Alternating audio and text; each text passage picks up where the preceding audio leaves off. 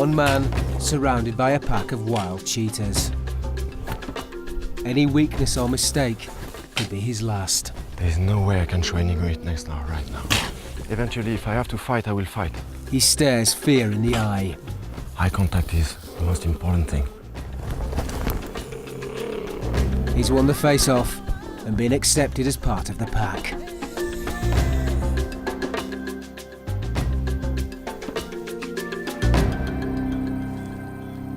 Olivier Wale is the cheetah man.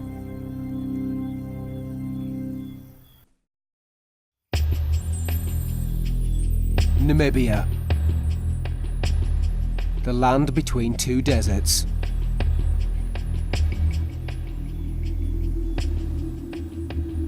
Its grasslands merge into sandy plains and farmlands.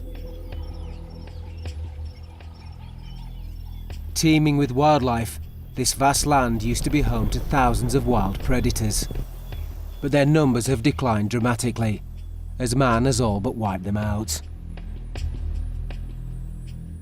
20 miles outside the Namibian capital, Windhoek, deep in the Namibian bush, is Amani, a safari lodge home to rescued lions, leopards and cheetahs.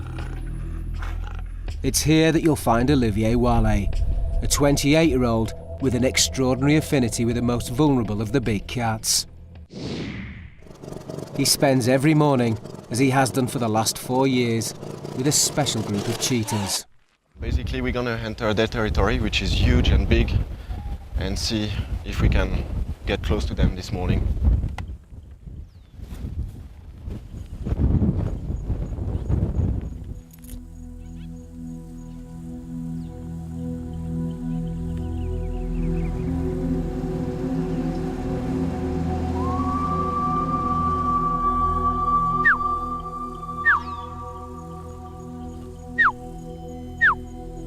This rocky enclosure is home to 5 wild male cheetahs, and it's very much their territory.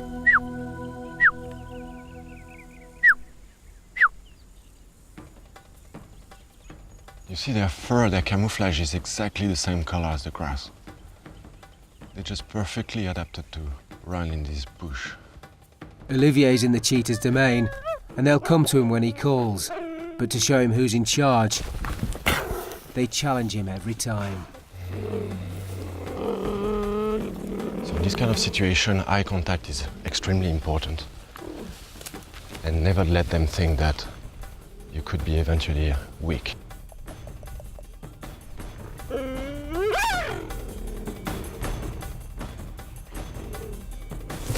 One tiny slip, and Olivier could be attacked and mauled by the whole pack.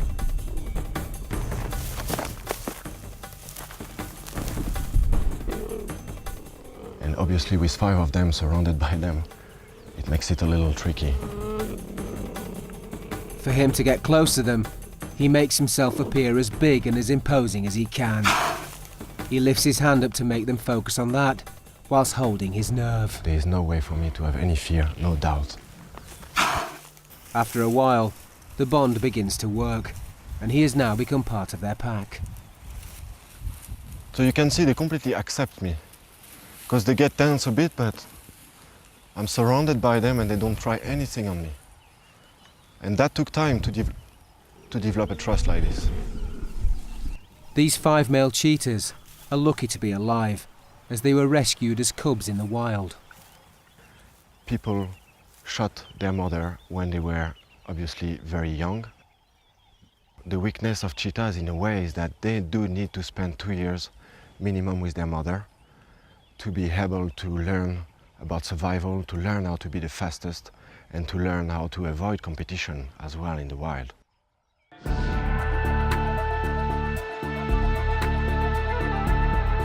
Cheetahs are the fastest land mammal, but they are also the most vulnerable of all the big cats.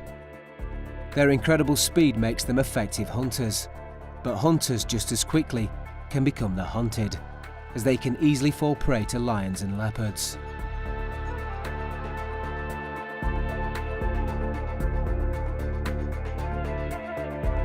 By working together as a group or a coalition, they make more effective predators and can protect each other from being attacked. Wow, I'm quite in a tricky situation right now. Hey. But this group has Hey. become such an effective coalition that Olivier will soon find them all turning on him like never before. If I have to fight, I will fight.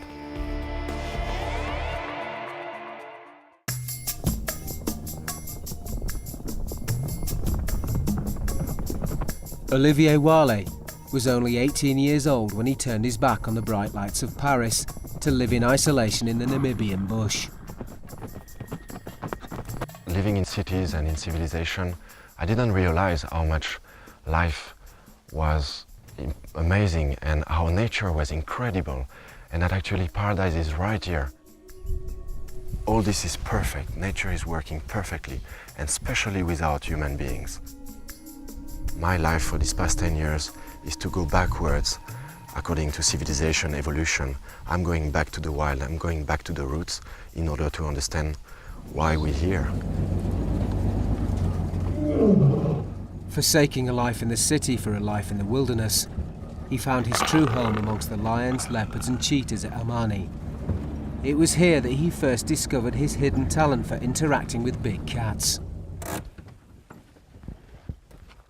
Oh, Bongani boy! His first bond was with two Kalahari lions, Bongani and Sarabi. Oh. These lions were raised by humans, but were abandoned by their previous owners when they became too aggressive.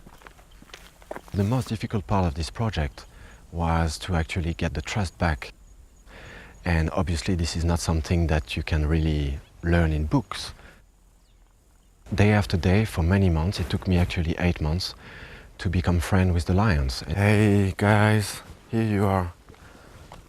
Are you hungry again? Like the cheetahs, Bongani repeatedly challenged Olivier whenever he came anywhere near the fence. No one could get close to him. No one except Olivier. So very intimidating. Very intimidating. And if you manage to control your fear at that moment, because for 8 months this is what happened to me every single day, and I managed to stand my ground and show him that I was not scared. Then one day, Bongani lowered his head and calmly walked towards him, a sign that Olivier had been accepted. Did you have a nice day? When I saw Bongani coming to me with his head down, showing that he would actually greet me the way he would do it with his own species, head to head, then I knew that was the day, that was the time the trust between him and me would start. He's really lucky because whatever happened, every day he's got the coolest haircut. Now Bongani comes to him whenever he calls. Olivier's bond with Bongani grows stronger day by day. But he knows it's that human interaction with lion cubs in the first place that means Bongani could never be released. But Olivier's true calling in life came from the relationship he developed from looking after some tame cheetahs also living at Amani. Like the lions, having been raised by humans, they too will never be free. These cheetahs are born to be wild and free, like any one of us. They have been taken away from the wild and raised by humans, and they didn't have the chance to learn what they're supposed to learn with their mother in nature to be able to survive. Unfortunately, they're never able to go back to the wild. I started to think deeply how could I help cheetahs to grow up from small to adult and be able to go back, to go free. To make his dream come true, Olivier turned to one of the world's leading experts on the plight of cheetahs, Dr. Laurie Marker. The cheetah is a very special animal. It's speed, built for running, and the elegance of it. It's just a very graceful and beautiful animal.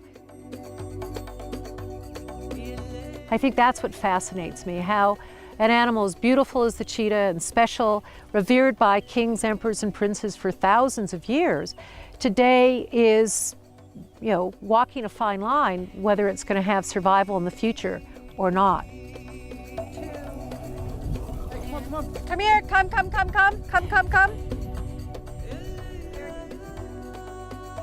There you go, big girl. Dr. Marker girl. has spent over 30 years working with cheetahs and today runs the Cheetah Conservation Fund around 200 miles north of Amani.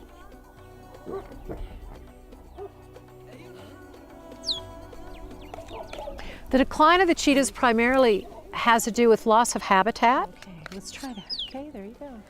The loss of prey base, and as the human populations have grown throughout Africa, they have taken over more and more of the areas where cheetahs live.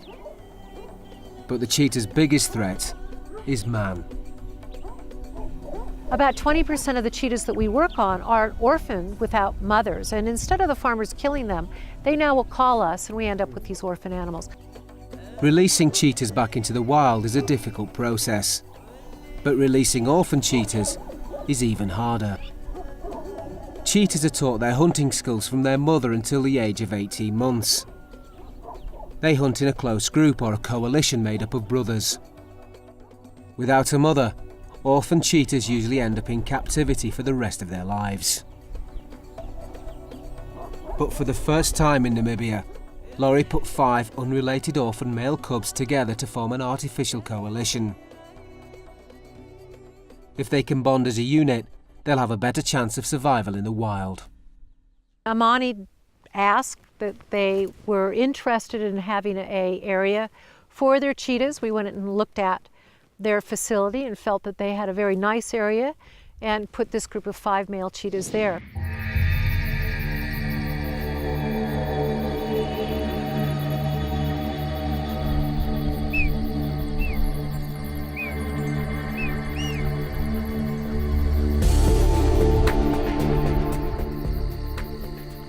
When the Cheetah Conservation Fund sent the 5 orphan cheetahs to Amani, little did Olivier realise how much a part of his life they would become.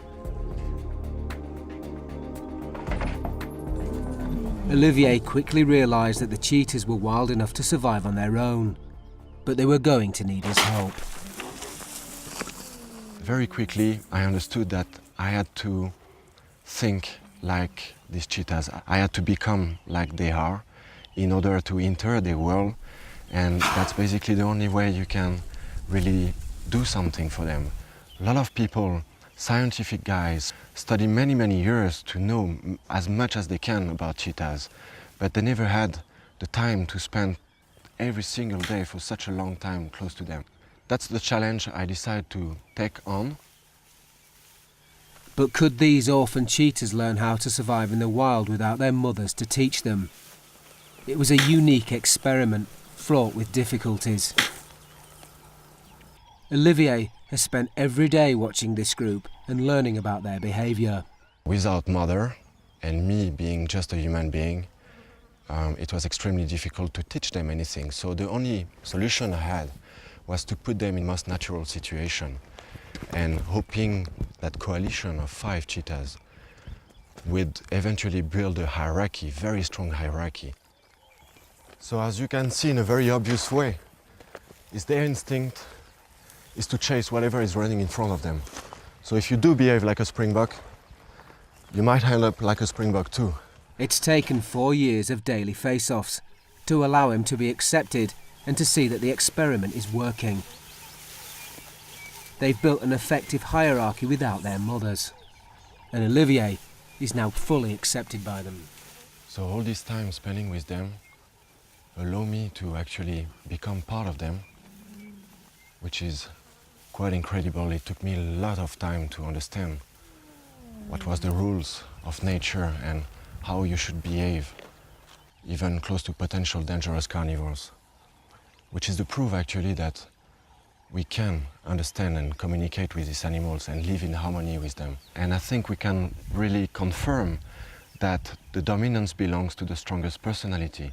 So it's not according to the strength of the cheetahs or the size of his bodies, it's really according to his personality and his determination for survival.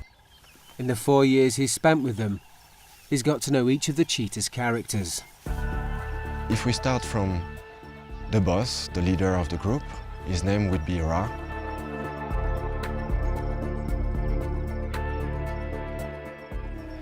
He's the one with the strongest personality, and that's why he is the leader.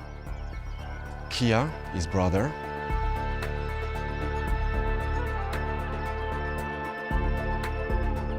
he would be number 2. Kia has got a very strong instinct. You can see that he's working very close to his brother. This one is the only one who's got no brother.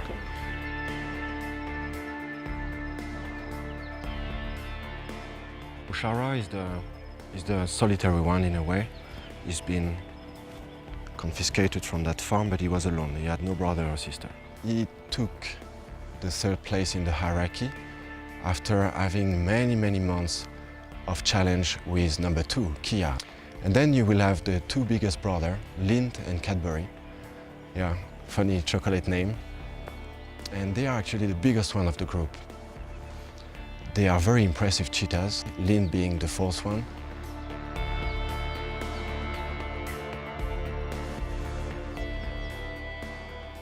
Cadbury being the 5th one.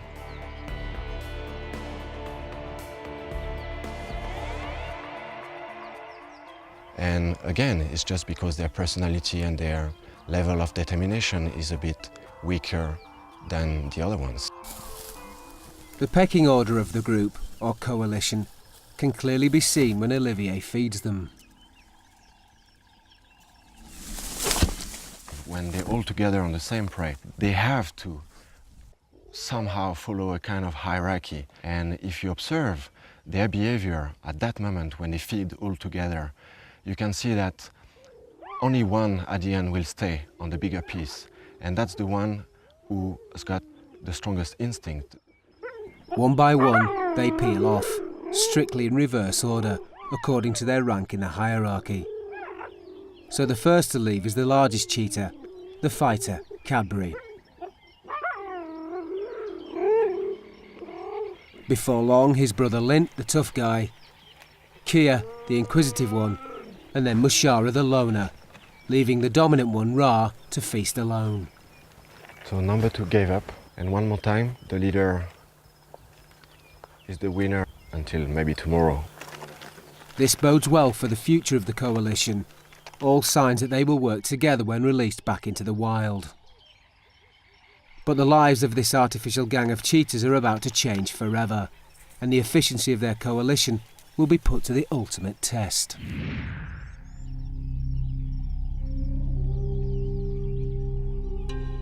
6 hours southwest of Windhoek is the Namibran Nature Reserve.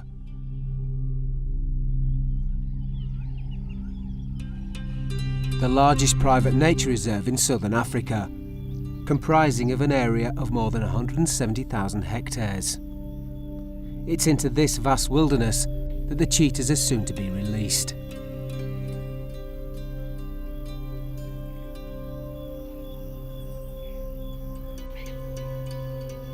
The Namibran Nature Reserve is made up of 13 former livestock farms, which were turned into a vast sanctuary for herds of wild animals, including springbok, zebras, ostrich and oryx. But numbers have increased so much, they're getting out of hand. We're at a stage now where the wildlife has recovered so well that we have to sort of turn our attention to re-establishing a predator population. We approached the Cheetah Conservation Foundation several years ago, saying to them we'd like to reintroduce cheetah into this area as they used to occur here naturally.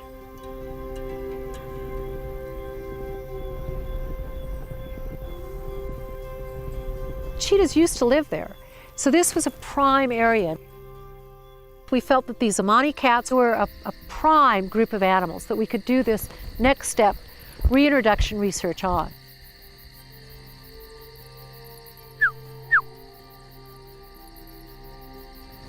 It's the cheetahs' last night at Amani, and Olivier calls them together for the last time.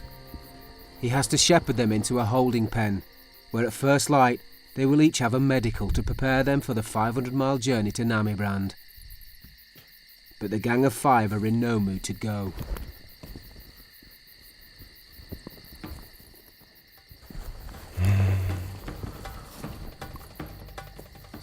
Good camouflage.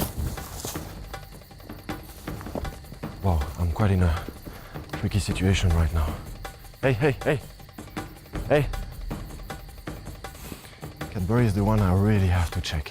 It's a dangerous moment, as the Chocolate Brothers, Lint the tough guy and Cabri the fighter, square up to Olivier. So eye contact would be the most important thing right now.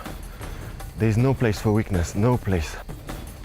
For the first time, the Cheetahs work together as a group, as Keir, Mushara and Ra join forces with Lint and Cabri to challenge Olivier. It's time to show what I learned for these past 4 years. How to be strong. Alright, guys.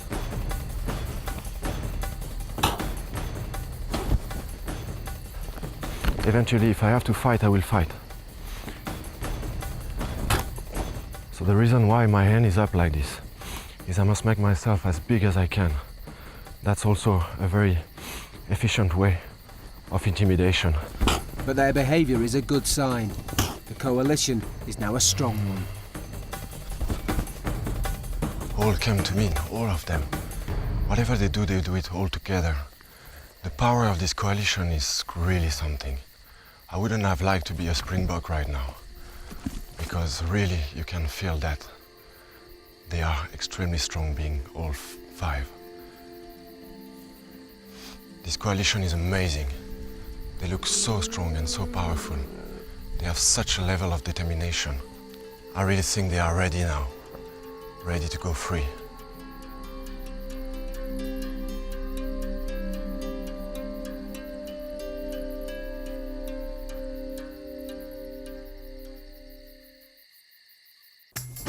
Olivier Wale has spent the last 4 years building a close relationship with a special group of cheetahs. Ra, the dominant one and leader of the group. Keir, his brother, the inquisitive one. Mushara, the loner and most solitary. And the Chocolate Brothers, Lint, the tough guy, and Cabri, the fighter, and the one who always challenges Olivier first. These 6-year-old orphan male cheetahs were put together to see if they could form an artificial coalition and survive on their own in the wild. Their challenging behaviour is a good sign that they're working together. But the real test is still to come.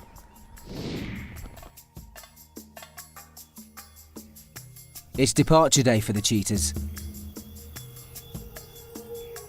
They've been shepherded into a holding pen, ready for the arrival of the team from the Cheetah Conservation Fund.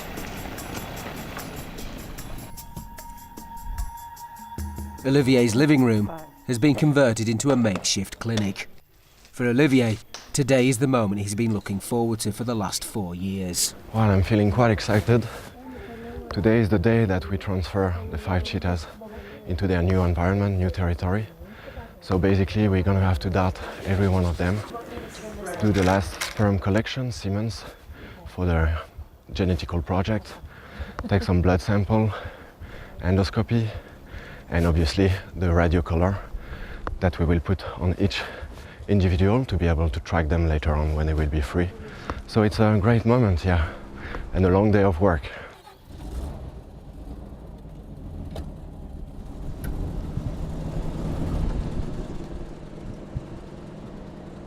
The next few days are crucial to the cheetahs' chances of survival. And before they leave, they're going to be given a full medical to ensure they're in top health, ready for their release. I think a lot of people think that putting animals back out in the wild is something that's very, very easy. Animals that have been habituated, like these cats, the chances of their survival are risky. The first cheetah to be darted is Mushara, the loner, and number 3 in the hierarchy. Hey guys, He's the hey. shyest of the group. Look at this. He's also the most Look at this. nervous. Whoops. Uh-oh. Watch out. Mushara has been darted first. He's the shyest one, and that's why we choose to dart him first, in order to reduce the stress of every one of them. As they wait for the anaesthetic to take hold, it's a tense moment for everybody. This is always, in a way, a stressful moment when you put asleep animals, because you can estimate approximately what dose of anesthetic you can give them, but it's always a tricky thing to do, and that's why tension is starting now. As soon as the vet is confident that Mushara has gone under, he's taken back to the makeshift clinic for a series of tests. Okay.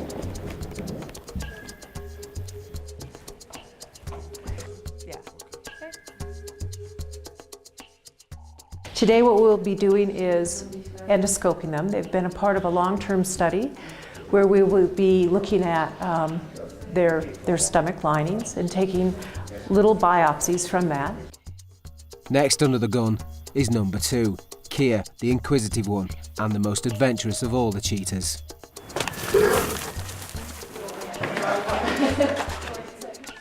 Excellent. This medical check isn't just to prepare them for a life in the wild. It will also assist to conserve the future of the species. Having almost been wiped out 10,000 years ago, cheetahs today are so inbred that reproduction is fraught with problems. We will also be collecting sperm, and the sperm will be frozen in our genome resource bank. The sperm bank will allow the Cheetah Conservation Fund and its scientific partners to potentially spread the gene pool across Africa and the Middle East to improve the species' chance of survival. Good. It seems from observation that the sperm are pretty okay, which obviously could work for the new generation later on, especially being free. We hope that they will meet females, so that's a good thing.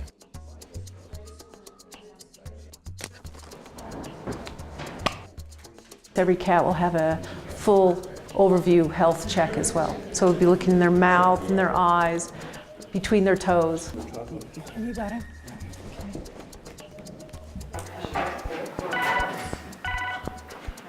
Yeah. As cheetahs roam for miles in the wild, Ra, Kia, Mushara, Lint and Cadbury will be fitted with radio and 2 satellite collars between them. They will be monitored for the next 2 years. We'll be able to monitor them every few hours via a computer. If they do go out of reach of the VHF collars, we will be able to know exactly where they are using the satellite collars. We're on our last cat. We've got the collar going on him. We've gotten through the day. The day's been quite good. We're on a road to putting these cats back out in the wild. It's quite exciting.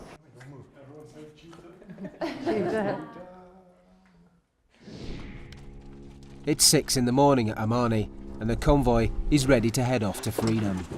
We're about to drive to the Namib, a wonderful place, my favorite place in Namibia.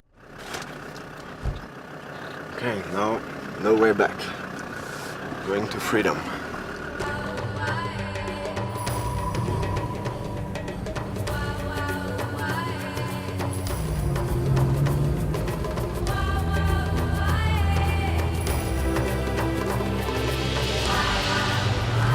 So heading to the Namib Range, about 6 hours drive, and this is exactly where we're going, southwest, getting close to the sea dunes, the Namib Nokluft. An amazing place, extremely beautiful, perfect environment for cheetahs.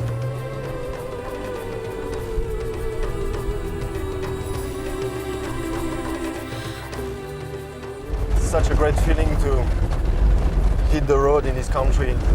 Landscape is amazing, every 100 kilometers it changes, and basically there is nobody around, so it's a real amazing feeling of freedom.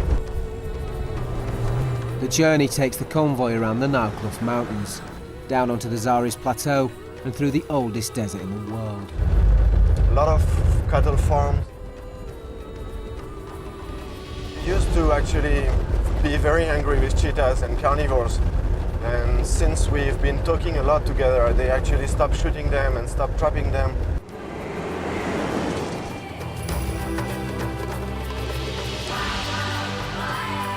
We are entering million years of evolution.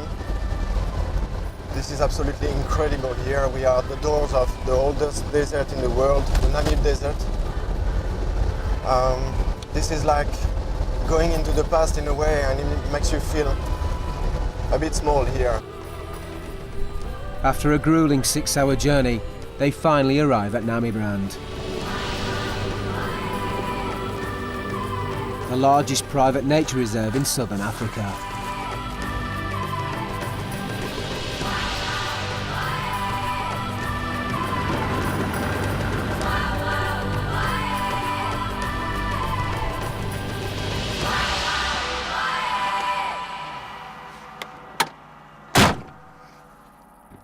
The first few days of the cheetah's new life will be spent in a specially built 2-hectare enclosure. Once they've got used to the new smells and surroundings of the reserve, the gate will be opened and the 5 cheetahs will finally be able to roam free. Okay, 1, 2, 3, go.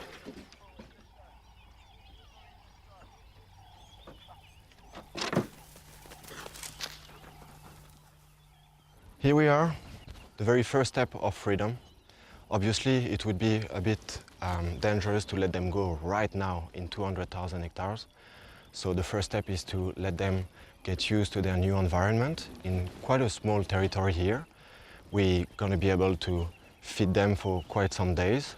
And then when we feel that they are ready to go, then we're going to open the gate and let them go in this amazing environment, which is definitely cheetah paradise, full of springboks. It's a lovely place for them. Although cheetahs are the fastest land mammal, they're also the most vulnerable of the big cats. Their speed allows them to hunt and eat quickly, but they soon become the target of lions and leopards themselves. Like their mothers before them, their biggest danger, however, is from farmers protecting their livestock. We're protected by at least 3/4 of the reserve. There's a couple farmers that we know have a bit of a problem. You're okay? I'm feeling a bit funny, weird. It's difficult to explain. I'm feeling very, very happy. Yeah. Freedom is just the best I could ever wish for them.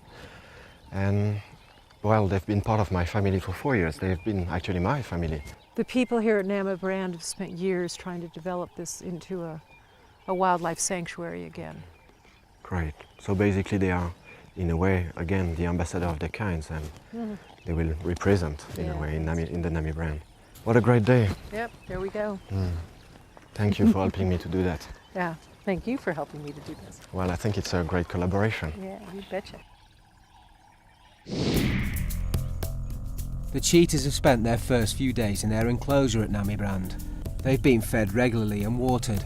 It's become a safe haven for them.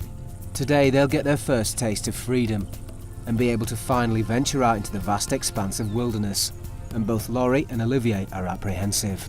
This is the first time in Namibia that unrelated orphan cheetahs have been put together as a group for reintroduction to the wild, and they'll have to use all their skills. I think often that people think that you can take animals and put them out in the wild. You're throwing them out in the middle of no place, and they don't have those skills. It's not an easy process, and the chances of success are really quite limited. It's really not for Bambi lovers, because there might be up to 50 to 90% mortality out of it. This is the culmination of 4 years' work, and everyone is anxious for it to be a success. When the gate is opened and the cheetahs walk out to freedom, no one really knows what will happen and what dangers lie ahead. Olivier knows, however, that the next few days are crucial to their survival, and they'll need to be watched carefully as they get used to their new surroundings.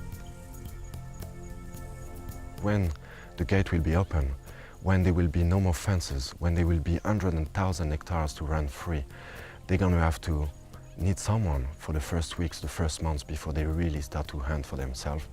And eventually that will be the time for me to pull back and let them live free. Take longer than you think. Yep. Yeah. Get in. Yeah. The monitoring equipment is checked to see that the cheetahs can still be tracked. Everything is ready. Okay. The time has finally come for Ra, Kia, Mushara, Lynn and Cadbury to be released.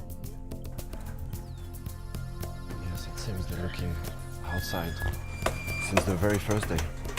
And we're just going to keep this gate open, and they can come and go from here as they want, whatever they want.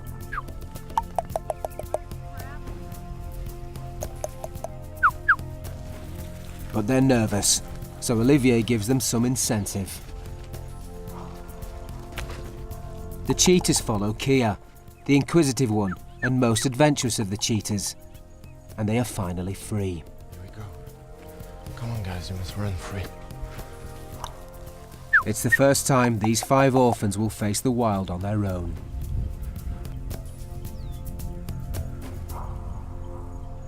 My emotions were obviously very close to pure happiness.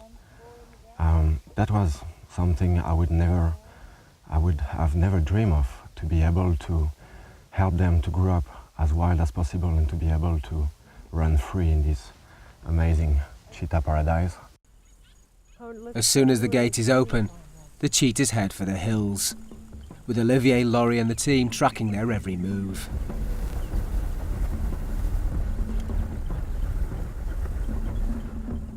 I love to see them trotting up that hill. It's exactly where I would have gone. Andres? How can we get over there now, in that direction? The release itself is only the start of the process. Get us to that direction? Olivier and Laurie know that the next days are crucial to the cheetah's survival. We're going to have to truck behind them by foot, watching them, making sure that they are feeding properly. If they're going to hunt, what they're going to hunt. If they are hunting, they're not going to get hurt. And then the distances that they may cover. Cheetahs can move long distances and have an average range of up to 600 square miles, and this group is no different. They're being adventurous and explore their new territory. Everyone is keen for them to make their first kill, and it's not long before they sight their first springbok. They've spotted the springbok. No, they're going right past. It's been a successful first day of freedom, and by sunset, Ra, Kia, Mushara, Lint and Cadbury have travelled over 8 miles and stopped for the night near a mountain range. There's huge elation, yes, being excited on the fact that they're out there, and then the anticipation of what's coming next. Beside my fear of these 5 cheetahs not be able to survive and to hunt for themselves, I believe that it's much better to live a short time free than a very long time captive. That's on what is based all my mission: freedom.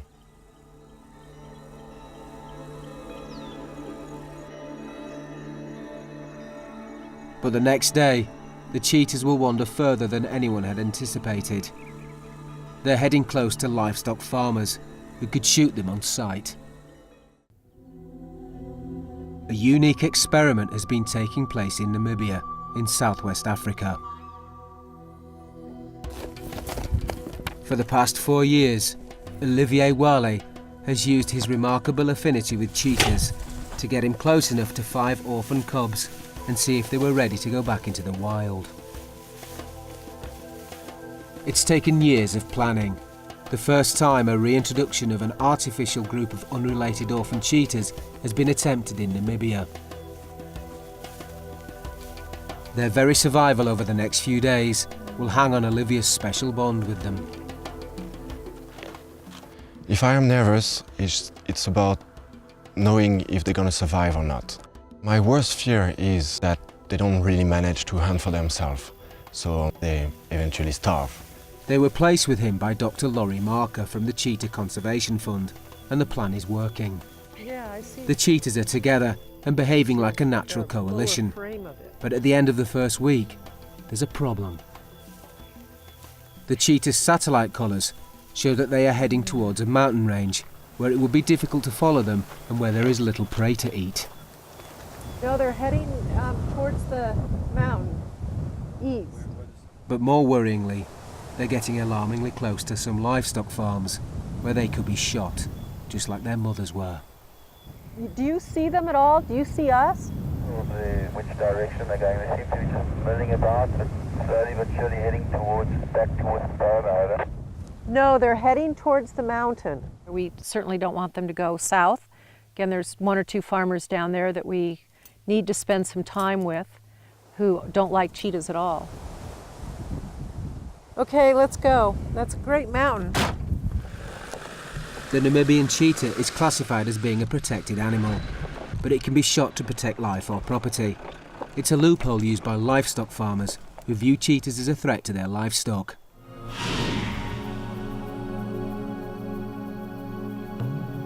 The cheetahs are somewhere in the mountains, oblivious to the danger they're in. They haven't eaten for a few days and are weak and tired from exploring their vast new territory. And to make matters worse, they haven't hunted yet, and it's impossible to reach them in a four-wheel drive. Olivier's unique bond with the cheetahs is now crucial to their survival. Olivier has shown that he can call them in and make sure that they're having water. But Olivier has to find them first, and then try to bring them down to the plains where they can see the herds of springbok.